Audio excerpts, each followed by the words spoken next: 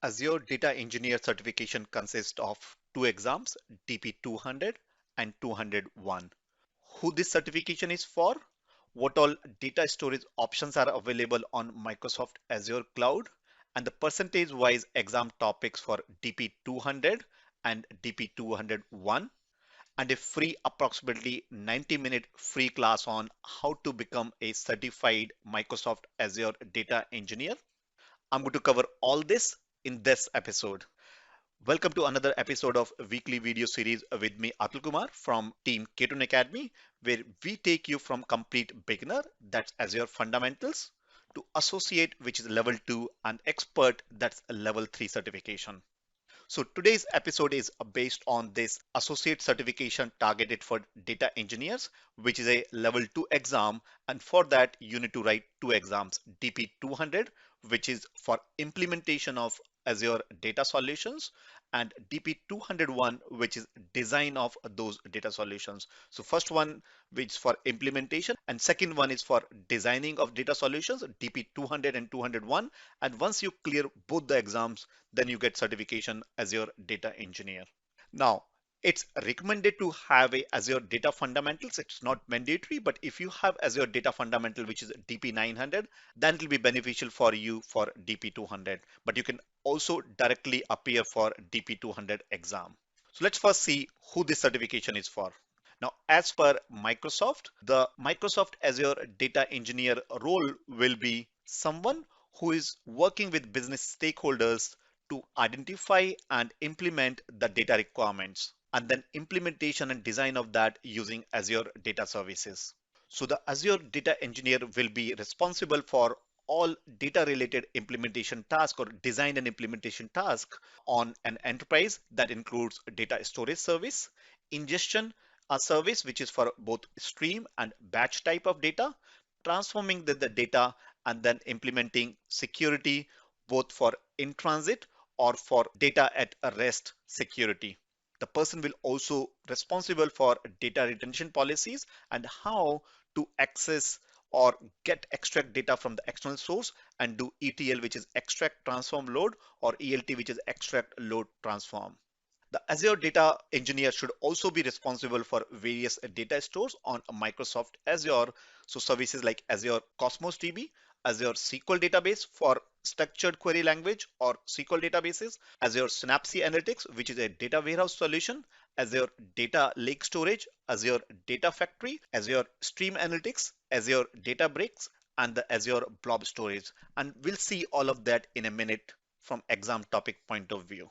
So as I said at the start, there are two exams you need to be writing. DP 200, that's implementation of Azure Data Solution. Then second exam is DP 200, which is design of Azure Data Solution. So you can give this exam in any order, whether you can do first DP 200 and then DP 201 or vice versa.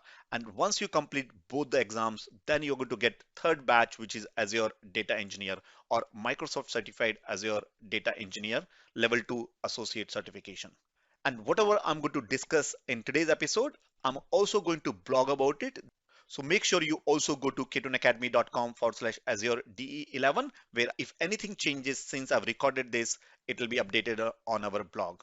So let's first look at the first exam, which is DP 200, which is mainly for implementation. Now there are three exam main topics. First is implementing the data storage solution that consists of roughly around 40 to 45%. So majority of chunk is implementing the data storage solution. Then second topic is managing and developing data processing, and that consists of 25 to 30%. And third topic is monitor and optimize a data solution, and that's 30 to 35%.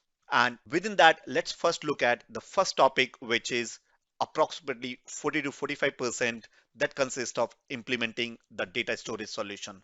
Now, there are mainly two categories of data. One is relational data, and if you're coming from the database background who started their career like relational databases like me, then you might be familiar with a relational database, which is Azure SQL database or SQL database from Microsoft. Implementation of same on cloud is Microsoft Azure SQL database.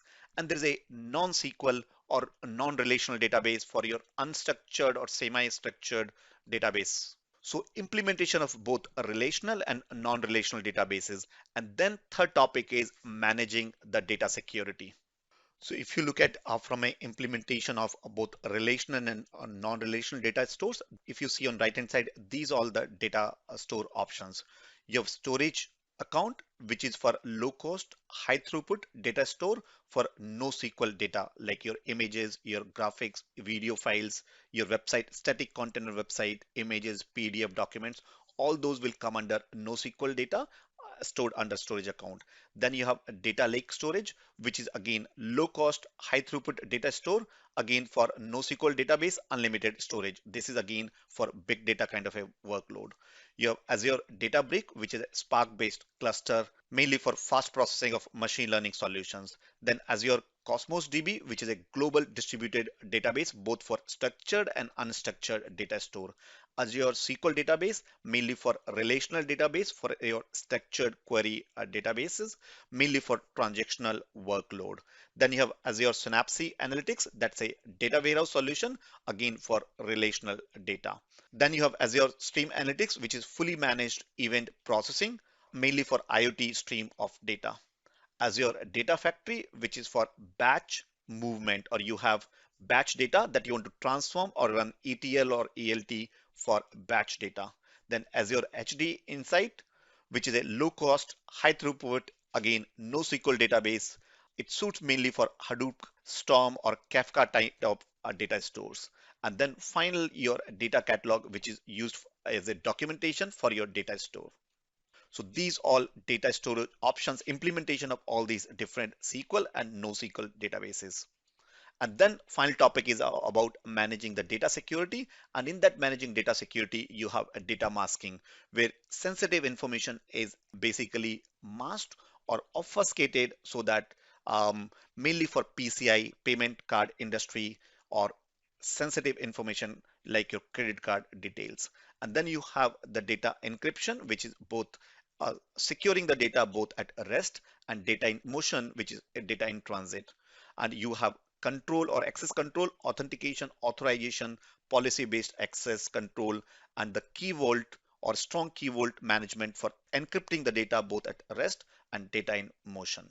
So that was topic one, which is 40 to 45%. So maximum chunk of the certification is on data storage and covering security as well.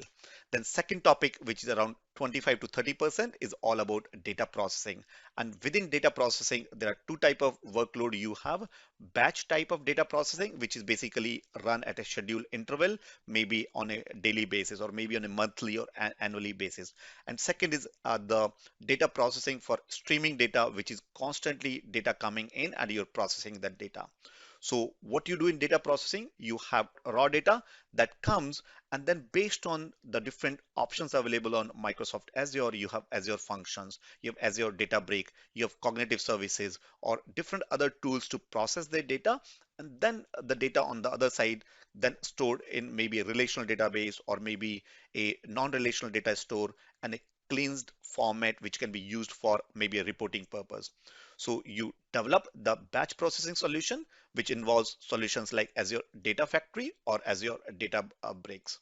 Then implementing those data break or data factory solution. And then second is about streaming, which is like constantly data coming in. So if you look at ingestion pipeline, you have data coming in from multiple sources like your clinical data, financial data, point of sale data. It can be coming from different sources or different systems as well. Then being processed and then being exposed maybe in your SQL queries or maybe in a no SQL queries or maybe in BI reporting purpose and so on. So this is ingestion pipeline. So in that topic, second topic, you should be making yourself familiar with batch type of data and real-time analytical data for IoT devices and so on. You should be familiar with the processing both for batch and stream data. So data coming from log files, media files, business data, in just using Data Factory, Azure Data Break, stored in Azure Data Lake storage if you have a big data kind of a workload, and then you running analytics or data warehouse and then visualize using Power BI. So that's topic two, which is around 25 to 30% for managing and developing data processing in DP200. Then third topic is everything about monitoring and optimizing these data solutions. And that's again 30 to 35%. So where you monitor the data storage, you monitor the processing of the data that we saw in second part, and then optimizing these data solutions on Microsoft Azure cloud. So in monitoring, as you probably know already, if you're coming from Azure background, there is Azure Monitor.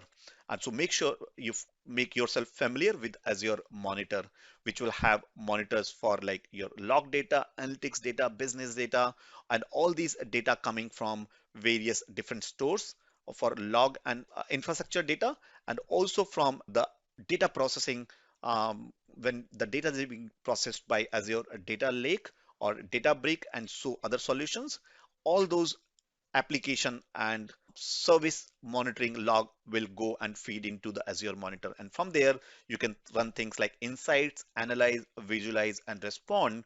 And then you can also integrate all this with third-party solutions.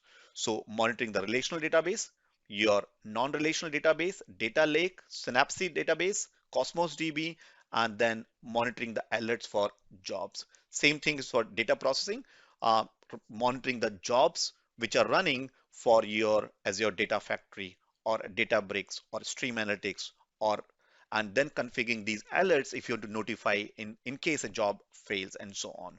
So within Azure Monitor, there is insights and insights you can use to monitor multiple things. But in this certification, we'll be focusing because we are focusing data. So you'll be using Azure Monitor to monitor Cosmos DB. You'll be using Azure Monitor to monitor your storage accounts and so on. Then you can also monitor, as I said, Data Factory. So any batch jobs which are running as a part of Data Factory, you'll be monitoring and maybe setting up alerts or trigger if something fails, what action needs to be taken on that. Similarly, if you have the data coming from Azure Databricks metrics, you run and check how much the response is coming. All this Azure Databricks data is available on dashboard. So make yourself familiar for the certification. And then how do you monitor this stream analytics job which are running?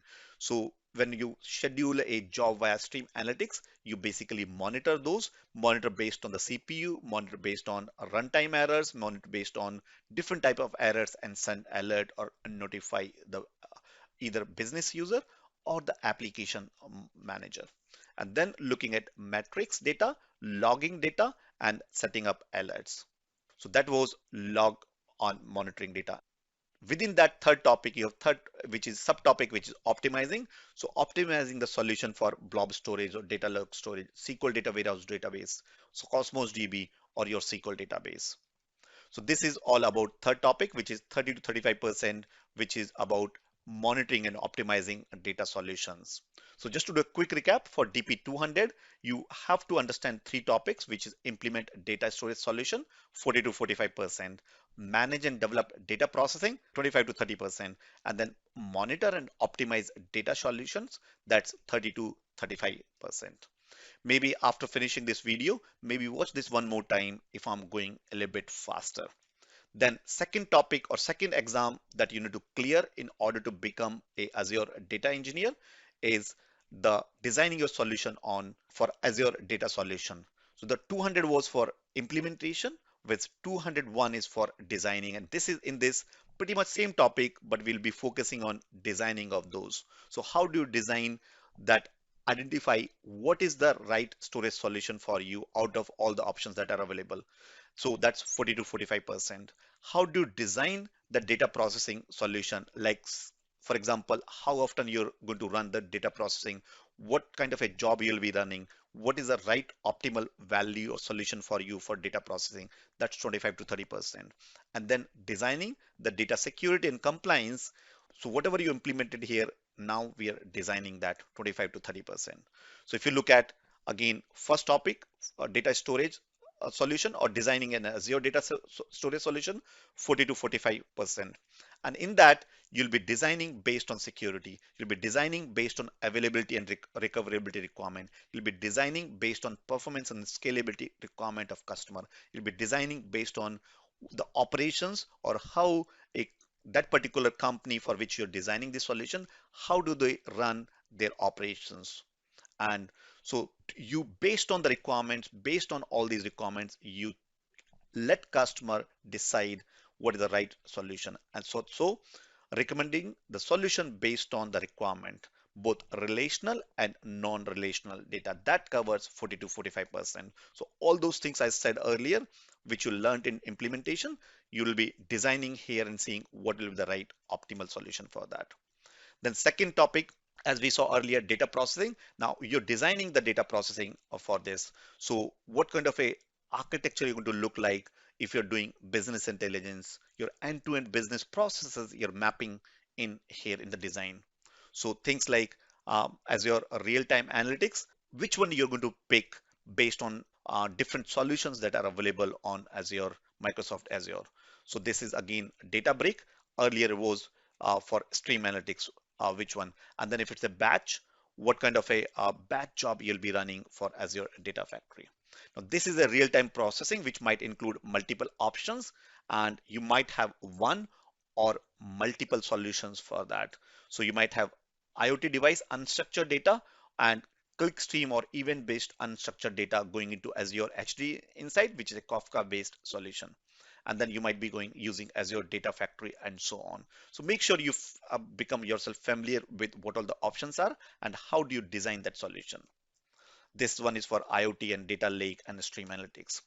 Now, third topic, as we saw earlier, was data security and compliance. So 25 to 30% on what are the options available and in what scenario you'll be using what options you have. So design of that. So things like public and private endpoint for accessing those data stores, doing authentication and authorization using Azure Active Directory and giving access or granting access both at a network level or the application level.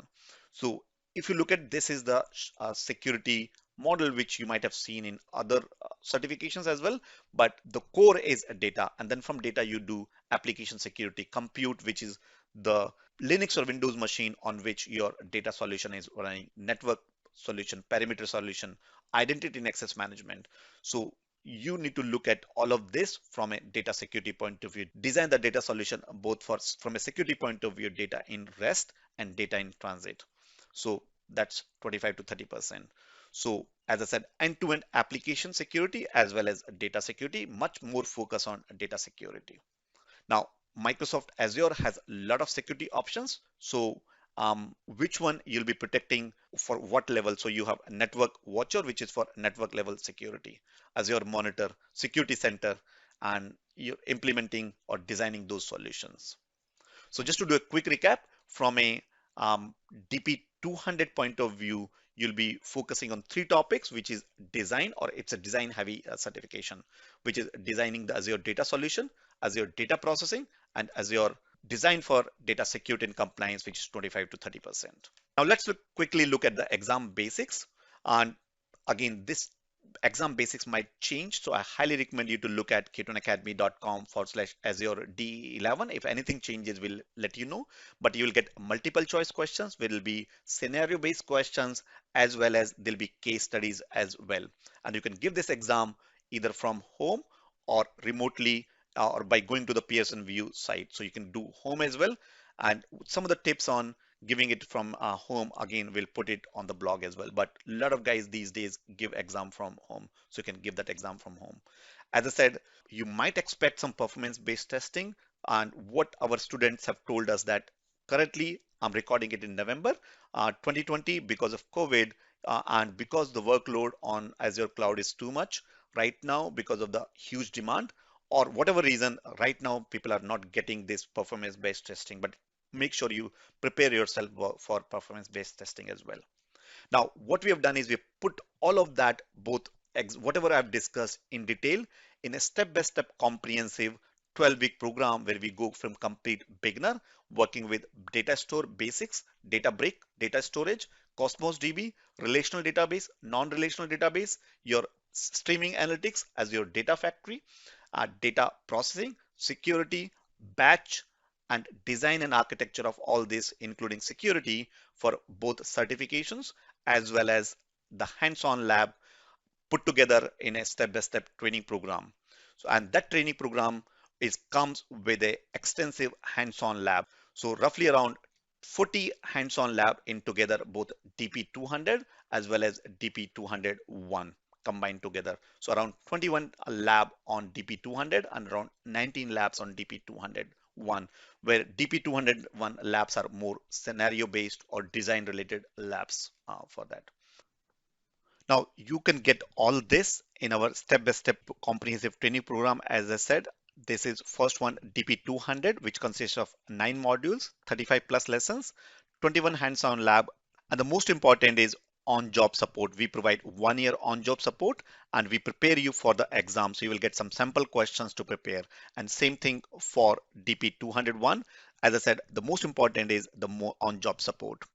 Will also help you with in searching for your job if you're looking for upskilling and applying for a higher paid job.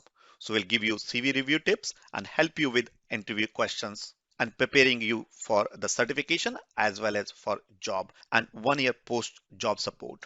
If you're interested to know more about, I would love you to join a free approximately 90-minute class where I'm going to bring a Microsoft certified trainer and Azure expert as well on Microsoft Azure Data Engineer certification.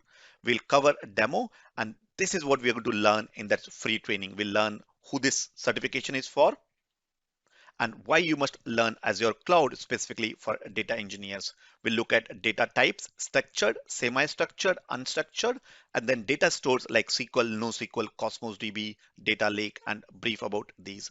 We'll look at data factory, but we are going to look at the demo where we'll be using extract, transform, and load the data using Azure Databricks. We'll also look at the certification roadmap. So this demo is going to be, trust me, very, very interesting. And we always get excellent feedback in our free classes. So make sure you register for this free training, approximately 90 minutes on going a little bit deep into Azure Data Engineer, including a live demo. So you can register by going to k21academy.com/Azure DE02, which is D stands for Data Engineer. So k21academy.com/Azure DE02 for a free approximately 90-minute class.